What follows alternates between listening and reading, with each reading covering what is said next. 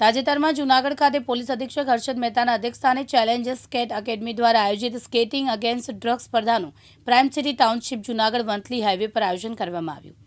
Sky to no drugs theme આધારિત સમગ્ર કાર્યક્રમનું આયોજન કરવામાં આવ્યું, જેમાં પોલીસ અધિક્ષક હર્ષદ મહેતા દ્વારા કાર્યક્રમને ઉપસ્થિત તમામ વાલીઓ અને સ્પર્ધકોને ડ્રગ્સના દૂષણથી દૂર રહેવા આ બાબતે સમાજને જાગૃતતા લાવવા અપીલ કરી હતી.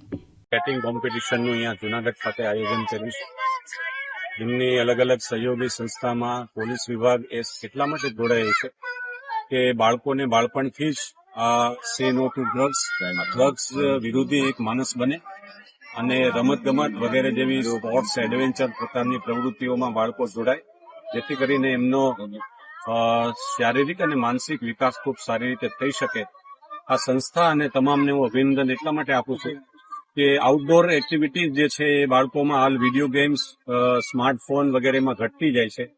તો આવી આઉટડોર એક્ટિવિટીઝ વધે, એડવેન્ચર અને સ્પોર્ટ્સ વધે, એના કારણે એ ડ્રગ્સ જેવી નકારાત્મક જે બાબતો છે એનાથી એમના સમગ્ર જીવન દરમિયાન દૂર રહે. આ એક મેસેજ પણ જાય, એ આજે ખૂબ સારો પ્રયાસ છે. હું આ ચેલેન્જ એકેડમીને ખૂબ ખૂબ શુભેચ્છા આપું છું અને અભિનંદન આપું. પ્રકાશ દવે સાથે યજ્ઞેશ ભટ્ટ, દિવ્યાંગ ન્યૂઝ, જૂનાગઢ.